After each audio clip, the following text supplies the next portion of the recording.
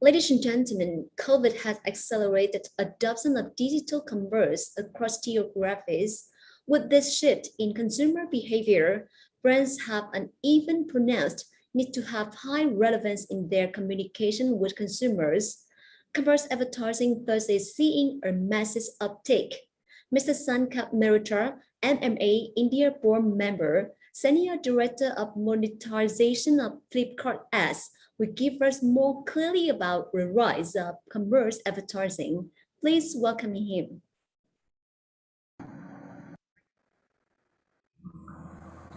Hello, Vietnam. Thanks a lot for having me over.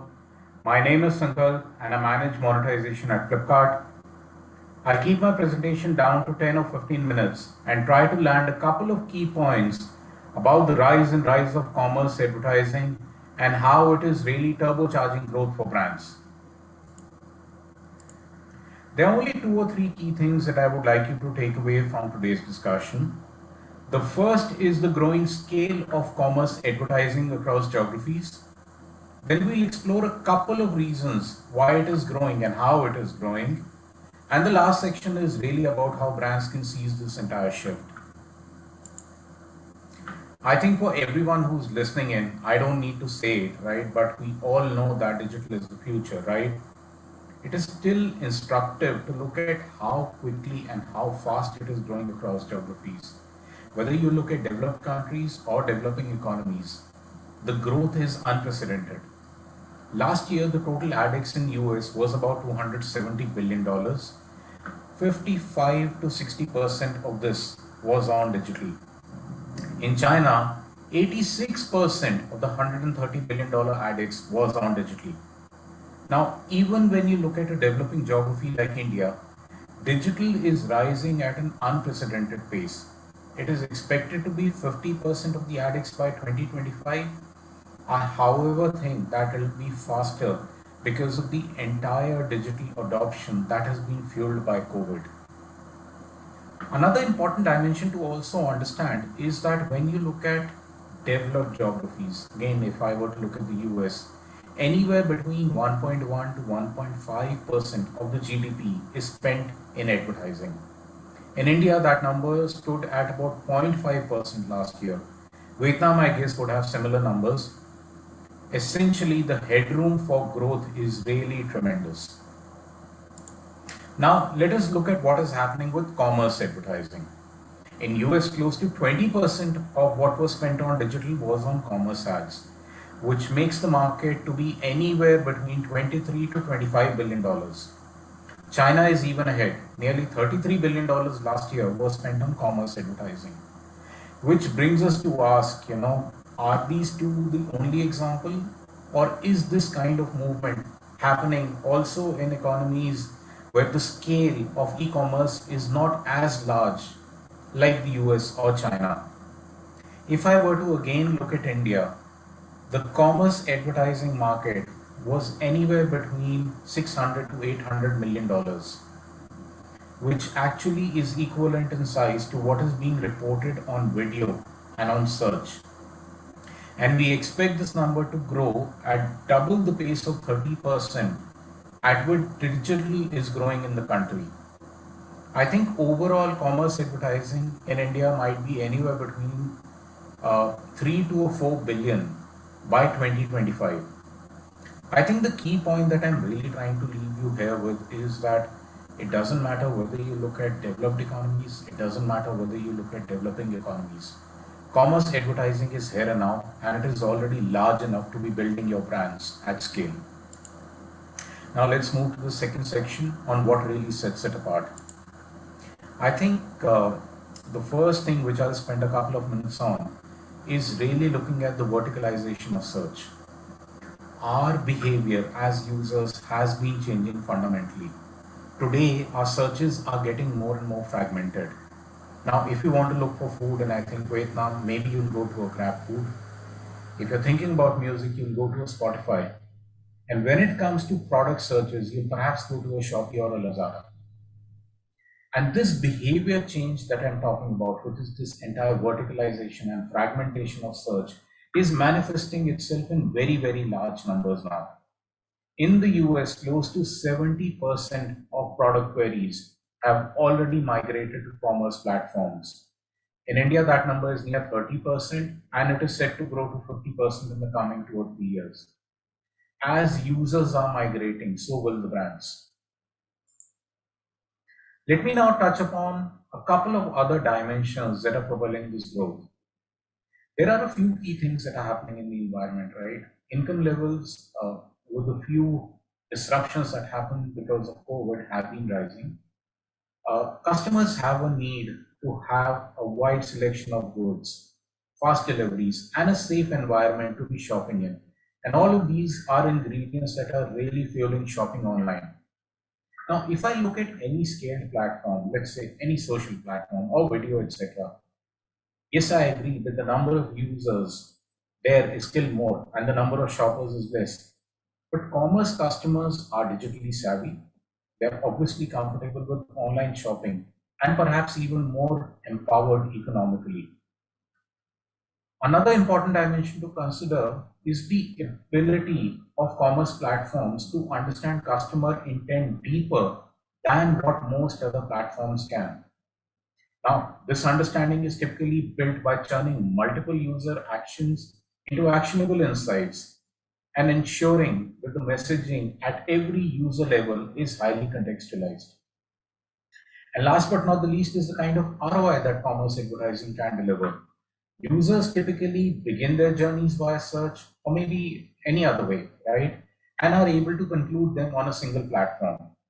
Now, given that most of these users are already favorably predisposed to shopping, the ROI that brands tend to get on commerce platforms is far higher than what you get on traditional digital advertising platforms. Now, see, for any brand, if you think about their communication objective and strategy, they'll typically have two or three kind of challenges that they are trying to address. They'll have certain business goals, they'll have certain brand goals, and they'll have certain consumer goals. With all the insights that commerce platforms have available, you can really dive deep into each of these challenges and create very, very actionable insights. Let me dive a little deeper, right? If you really think about it, and I'm talking from a commerce platform lens, we can break brands up into four archetypes, right? And the elements, or if you were to think of this as a framework in which you want to cluster your brands, you need to think of brands in the share of sales that they get via e-commerce, the share of digital spends that they have, and the share of commerce spends that they have. And if you look at these 3 points, you'll be able to cluster brands in four broad cohorts. There are brands which are majorly offline. And I think an example would be the likes of P&G. Right? There are brands that are emerging online. Samsung will be that brand. If you think of brands that is already a significant digital brand across geographies, fashion is one of the largest segments when it comes to e-commerce. So a brand like a Puma would be a significant digital brand. And then there are D2C and digital first brands. Boat is a beautiful example of an insurgent brand that has come in and really shaken up the entire audio category. Now, across all of these four archetypes, the share of e-commerce sales, overall digital spends, and share of commerce advertising is growing exponentially. Digital first brands and D2C brands will have more than 50% of their marketing dollars on commerce platforms. And not just brands, but commerce advertising works wonderfully for hundreds and thousands of sellers and SMBs who are able to surface their selection to millions of customers and grow their business. If I were to just zoom out a little, right, there are certain changes that are happening because of COVID, right? There are categories which are witnessing a one-time growth spurt, which are categories like handsets, electronics, appliances. There are categories that are seeing continued acceleration, grocery, household item, personal care products, and more. And there are categories which are rebounding. It will be categories like fashion and travel products. Now, grocery in particular has witnessed a massive surge versus pre-COVID forecasts. Hence, brands which might even be traditionally or majorly offline today are adopting to commerce advertising in a disproportionate way. Let me move to the last section really on how brands can seize this entire shift. Now, again, I'll take a step out and talk a little about the environment, right? Shopper journeys typically varies widely by categories. Now, the role of voice, the role of vernacular, the role of video in online shopping is expanding. Voice and vernacular will be very, very important, especially in a heterogeneous market like India, to attract the next generation of online shoppers. And consumers are increasingly opting for digital payments and credit to complete their online purchases. All of these are things that are happening, across multiple countries, right? These would be standard changes that are happening across geographies, right? Now, let me just dive a little deeper on what happens when, with these kind of changes, users come to commerce platforms. They take a lot of actions. They search, they browse through multiple product categories, add goods to cart, use multiple payment methods, and take many more such actions. How commerce platforms stand differentiated is their ability to churn all of these actions into insights that allow advertisers to connect better with their customers. And that really is the core differentiator of any commerce platform and commerce advertising. Now, most commerce platforms again would thrive in their ability to hyper personalize their communication. I'll take an example of us, I'll take an example of Flipkart. It is a constant endeavor to deliver better merchandising and better recommendations for our customers, right?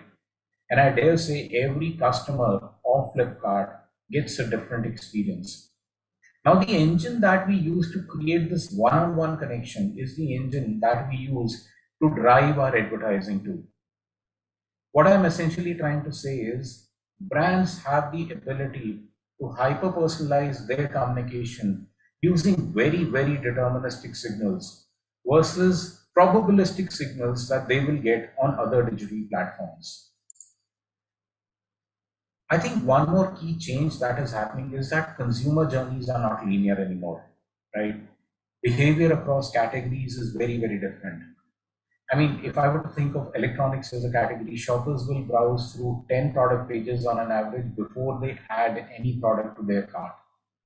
If I were to think of search behavior on handsets and audio, it will be very brand specific. Samsung phone, Xiaomi phone, right? But when you think of categories like large appliances, it will be very product specific. Double door refrigerator, uh, washing machines, etc. It becomes very, very product specific.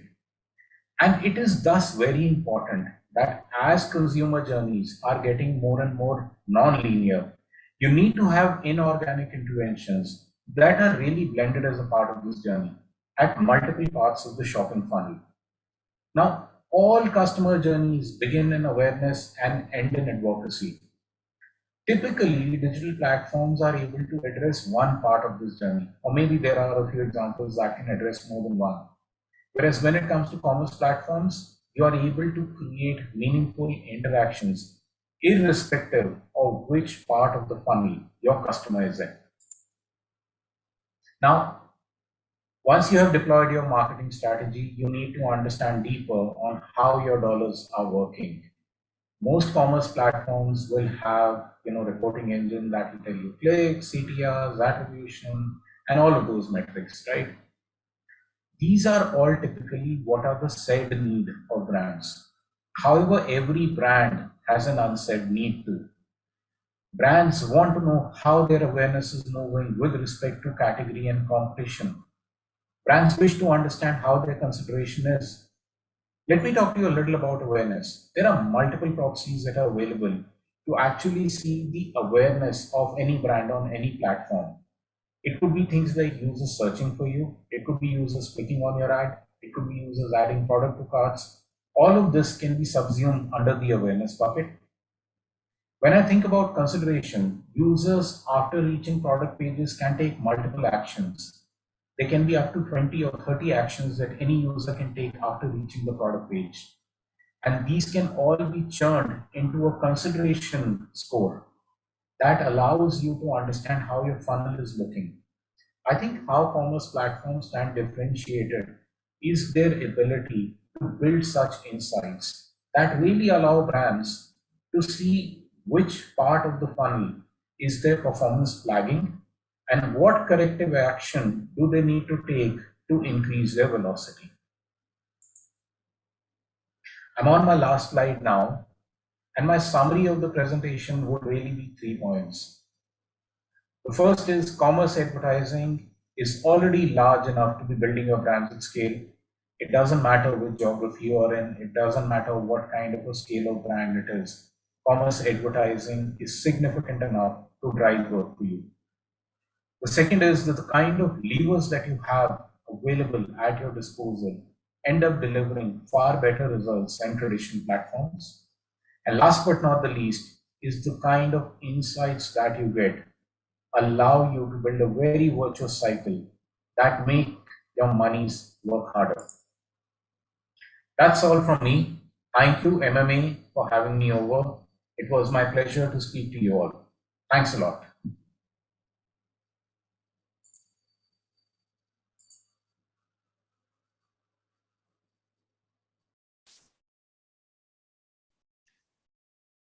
Thank you so much, Mr. Sankat Medotra, for your presentation.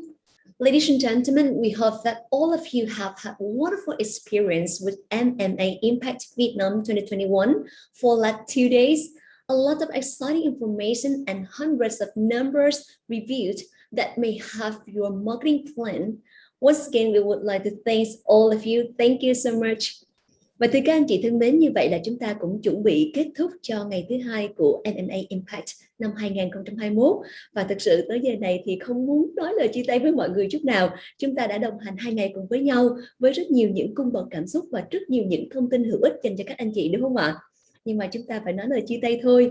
Và ngay bây giờ Thanh Giang xin phép được mời chị Phan Bích Tâm, Country Manager MMA Vietnam, Myanmar and Cambodia sẽ có một bài phát biểu để kết thúc 2 ngày vừa qua của chúng ta. Xin mời chị Bích Tâm. Cảm ơn MC Thanh Giang rất là nhiều. Và tất cả quý vị thân mến, bản thân Bích Tâm và MMA Việt Nam vô cùng tự hào chào đón tất cả quý vị tham gia cùng sự kiện ngày hôm nay. Có thể nói trong 2 ngày qua, chúng tôi biết rằng tất cả các anh chị đã dành rất nhiều thời gian cho chương trình. Và chúng tôi rất là biết ơn những tương tác, những sự theo dõi của tất cả các anh chị và các bạn.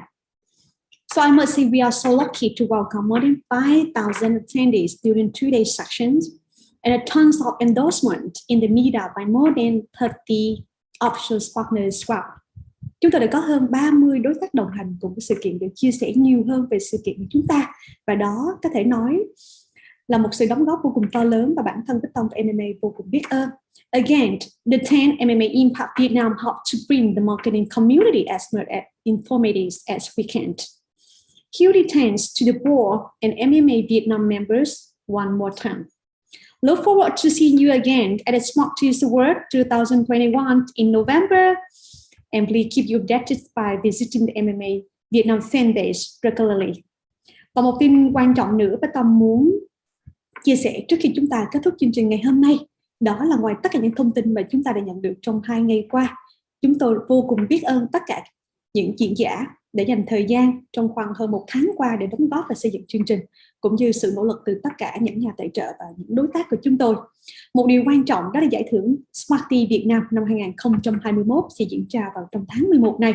Chắc chắn đó là một tin tốt đẹp mà tất cả các anh chị có tên trong shortlist đều rất là mong đợi, phải không ạ? Và đó, chúng tôi muốn chia sẻ rằng là kênh MMA Việt Nam fanpage đó là một cái kênh mà chúng tôi cập nhật rất là thường xuyên về chương trình. Vậy tất cả các anh chị và các bạn hãy tiếp tục cập nhật thông tin tại fanpage của MMA Việt Nam nha. Và bây giờ thật sự là bản thân Bích Tâm vô cùng tự hào tất cả các anh chị và các bạn ạ. Tại vì trong 2 ngày qua thì cái sự tham gia của tất cả các anh chị và các bạn đã mang lại những trải nghiệm tuyệt vời cho tính team của MMA Việt Nam. Thật ra trong tương lai chúng tôi mong muốn sẽ mang lại nhiều những sự kiện tương tự như vậy để chúng ta có thể chào đón một khối lượng attendees, delegates nhiều hơn cho cả cộng đồng marketing ở thị trường Việt Nam. Và bây giờ Bích Tâm rất là có thể nói là rất là buồn khi mà phải nói lời chia tay với MC Thanh Giang cũng như với tất cả mọi người. Thank you again to our speakers and partners. Thank you so much, Meet MC Thanh Giang, for today's events. So right now, have a nice evening and wish you all the best. So please stay safe and healthy with your family. Và bây giờ không có điều gì khác hơn, Bích Tâm mong muốn tất cả chúng ta hãy có khoảng thời gian tuyệt vời cùng với gia đình. Thank you so much and goodbye. Jessica from MMA Việt Nam. Thank you. Và Thanh Giang cũng xin chúc cho tất cả các anh chị chúng ta sẽ có thật nhiều sức khỏe và bình an, và hy vọng là chúng ta sẽ sớm gặp lại offline các anh chị nhé. Xin chào và hẹn gặp lại.